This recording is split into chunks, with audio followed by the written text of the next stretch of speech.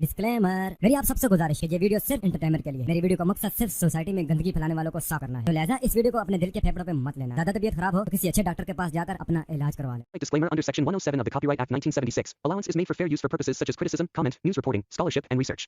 Fair use is a use permitted by copyright statute that might otherwise be infringing. Non-profit, educational, or personal use tips the balance in favor of fair use.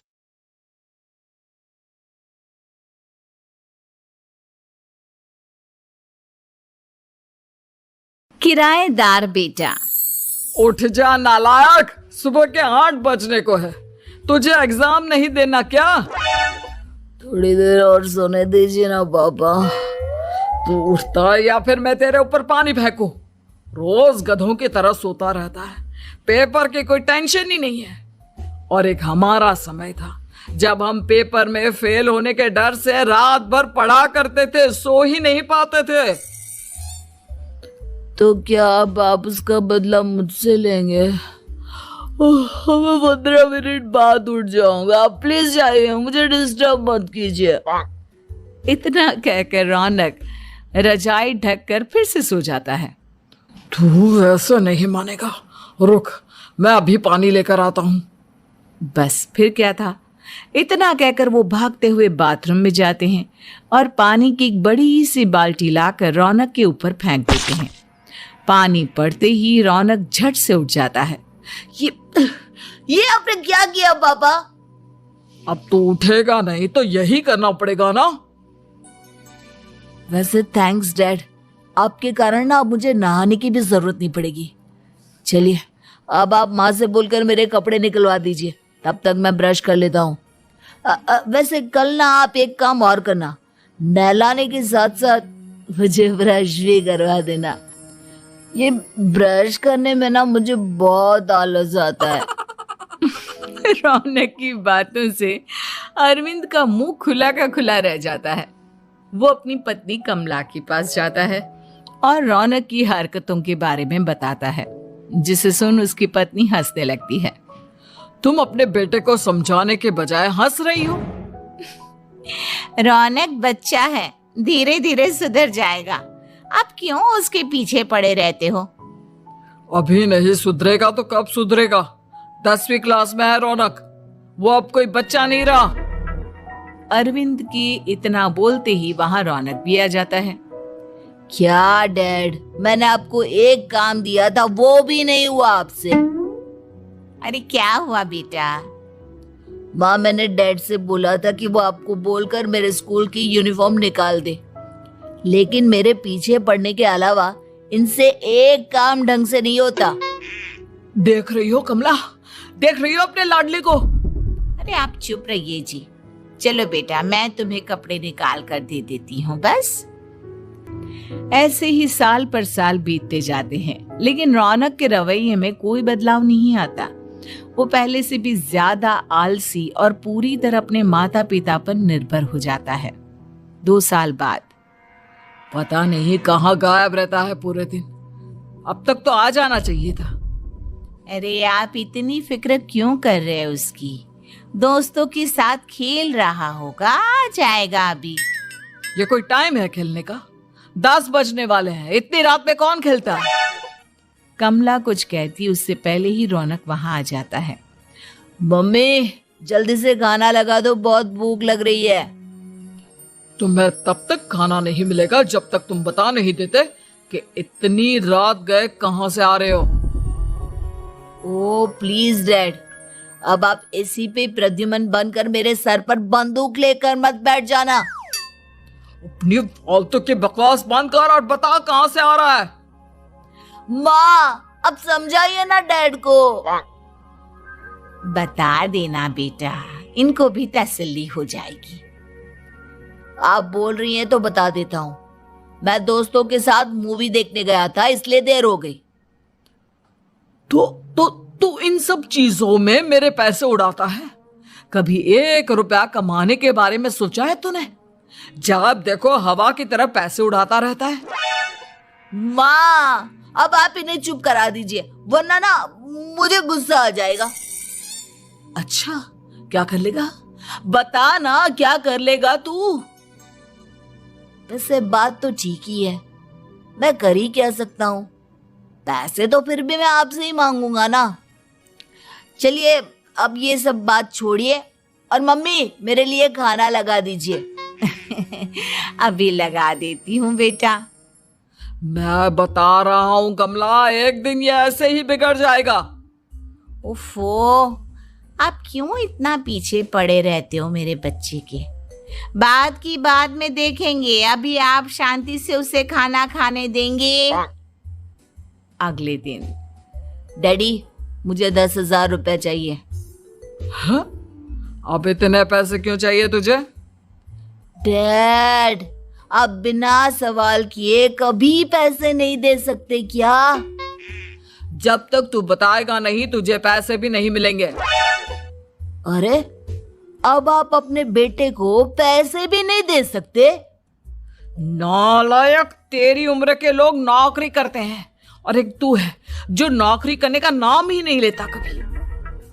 आप लोगों के होते हुए भला मैं नौकरी क्यों करूं? अरे हम कब तक पैसे देंगे तुझे? तुझे भी तो अपने पैरों पर खड़ा होना होगा ना। कौन सा उधार के पैरों पर खड़ा हूं? अपने ही तो पैरों पर खड़ा हूं मैं। इसी तरह रौनक दिन प्रतिदिन लापरवाह होता जाता है। उसकी लापरवाही को देखते हुए अरविंद और कमला अपने बेटे की शादी कराने का फैसला लेते हैं और 1 महीने के अंदर अंदर ही रौनक की शादी मेघा नाम की लड़की से करा देते हैं। शादी के कुछ दिन बाद, रौनक मुझे एक अच्छी सी साड़ी चाहिए, आप ला दोगी ना? हाँ क्यों नहीं। कितने तक की आती है साड़ी? यही करीब 5,000 तक की। तुम चिंता मत करो, मैं आज ही डैडी से पैसे मांगकर तुम्हारे लिए साड़ी ले आऊंगा। आप कब तक ऐसे ही अपने पापा से पैसे मांगते रहेंगी? कोई अच्छी सी नौकरी क्यों नहीं कर लेते आप? अरे डैड के होते हुए मुझे नौकरी करने की जरूरत ही क्या है? पर आप ऐसे कब तक उनसे पैसे मांगते रहेंगे? कुछ आपको अपने दम पर भी तो करना होगा ना। अब तुम भी बाकी लोगों की तरह मुझे ज्ञान देना शुरू मत कर देना। साड़ी चाहिए ना तुम्हें, मिल जाएगी बस। इतना कहकर रौनक अपने पिता से पैसे मांगने चला जाता है। डैडी मुझे 5,000 रुपया चाहिए। अब 5,000 क्यों चाहिए तुझे? वो मेघा को साड़ी चाहिए थी। अरविंद आगे बिना कुछ कहे चुपचाप उसे पैसे निकाल कर दे देता है। कुछ दिन बाद, तुम्हें नहीं लगता कमला, रौनक हम पर पहले से भी ज्यादा डिपेंड हो गया है? मुझे तो अब उसके भविष्य की चिंता होने लगी है। कल को हमें कुछ हो गया तो वो क्या करेगा? काश तुमने पहले ये सोच लिया होता तो आज हमारा बेटा इतना लापरवाह नहीं होता। तब मुझे कहाँ पता था कि मेरा लाड प्यार उसे इतना बिगाड़ देगा कि वो इस हद तक लापरवाह बन जाएगा। कोई बात नहीं, अभी भी देर नहीं हुई। मुझे पता है उसे कैसे सुधारा जा सकता है। कैसे? अरविंद कुछ कहता उससे पहले रौनक वहां आ जाता है और पैसों के लिए हाथ फैलाने लगता है। डैड, मैं और मेघा बाहर घूमने जाना चाहते हैं। अरे वाह, ये आज सूरज कहाँ से निकला है? Dad please. अच्छा चलो अब मुद्दे की बात करो। मुझे अब 25,000 चाहिए। अब तुम्हें 1 रुपया भी नहीं मिलने वाला। अगर तुम्हें पैसों की इतनी ही जरूरत है तो कोई ढंग की नौकरी कर लो। मम्मी आप कुछ कहिए ना डैड को। बेटा वो गलत क्या बोल रहे हैं? ये सब हम तेरे भले के लिए ही तो कर रहे हैं। मम्मा मैंने बताया ना आपको, मुझे नहीं करनी कोई जॉब वॉब। तो ठीक है, निकल जाओ हमारे घर से। तुम्हारे जैसे लोगों के लिए मैंने ये घर खड़ा नहीं किया है। जितना ये घर आपका है ना उतना ही मेरा भी है। मैं कहीं नहीं जाने वाला। जाना तो पड़ेगा ही तुझे, क्योंकि अब मैं तेरा कोई भी खर्चा नहीं उठाने वाला। ठीक है, मत उठाइए मेरा खर्चा, मैं अपने दम पर भी जी सकता हूँ। तो बेशर्मों की तरह अब तक यहाँ क्यों खड़ा है? अपना सामान ले और निकल जाए यहाँ से। रौनक पैर पटकते हुए वहां से चला जाता है। घर से निकालना जरूरी है क्या उसे? बिना पैसों के कौन रखेगा उसे किराए पर। अगर उसका भविष्य सुधारना है तो हमें अपने दिल पर पत्थर रखकर ये कदम उठाना ही होगा। दोनों बात कर रहे होते हैं कि रौनक अपनी पत्नी के साथ एक बड़ा सा बैग लेकर घर से निकल जाता है, लेकिन घर से बाहर उसे कोई भी मुफ्त में अपने घर किराए पर नहीं रखता। अंत में थक हार कर वो फिर से अपने घर चला जाता है। क्या हुआ? थोड़ी देर पहले तो दहाड़ते हुए घर से निकला था, अब क्या हुआ? नहीं रखा ना किसी ने तुझे किराए पर? डैड प्लीज, मैं कुछ दिनों में कोई अच्छी सी नौकरी शुरू कर दूंगा, आप तब तक तो हमें रख लीजिए प्लीज। सुबह से रात हो चुकी है लेकिन कोई हमें रखने को राजी नहीं है। अब आप ही बताइए, इतनी रात को मैं मेघा को लेकर कहाँ जाऊंगा? ठीक है, बहू की वजह से मैं तुझे घर पर रख रहा हूँ, लेकिन तू इस घर में एक बेटे की नहीं बल्कि एक किराएदार की हैसियत से रहेगा। 3 महीने है तेरे पास। इन 3 महीनों के अंदर अंदर मुझे तेरी पहली तनख्वाह हाथ में चाहिए, समझ गया? पक्का डैड, इन 3 महीनों के अंदर अंदर तो कोई बढ़िया सी नौकरी ढूंढ ही लूंगा मैं। ऐसे ही धीरे धीरे समय बीतने लगता है और अरविंद के दिए 3 महीनों में से 2 महीने बीत चुके होते हैं। पापा जी ने हमें 3 महीने दिए थे, जिसमें से 2 महीने तो बीत चुके हैं। अब ये आखिरी महीना बचा है। अरे तुम चिंता मत करो, आज मेरा ना 2 जगह इंटरव्यू है, दोनों में से कहीं ना कहीं तो जॉब लगी जाएगी। अच्छा, all the best. Raunak interview के लिए निकल जाता है, जिसके बाद शाम में रौनक घर आता है। कैसा गया इंटरव्यू? आपकी नौकरी लगी या नहीं? अरे पहले सांस तो ले लेने दो अच्छे से। बताइए ना, मुझसे तो जरा भी इंतजार नहीं हो रहा है। वो दरअसल बात यह है कि मेरी नौकरी तो लग चुकी है लेकिन पैसे बहुत कम है।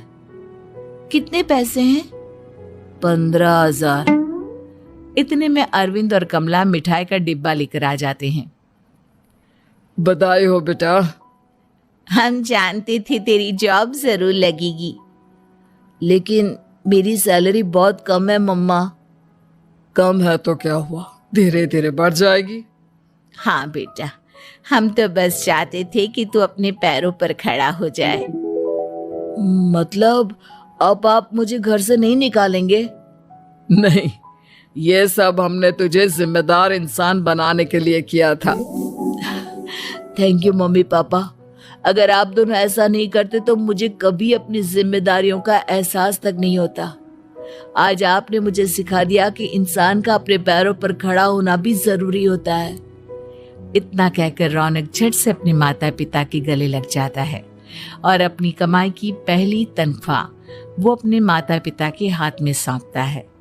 इस तरह रौनक एक गैर जिम्मेदार व्यक्ति से एक जिम्मेदार। उम्मीद है कि आपको हमारी ये कहानी पसंद आई होगी।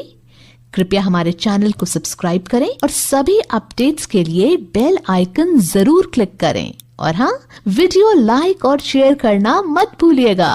Bye bye.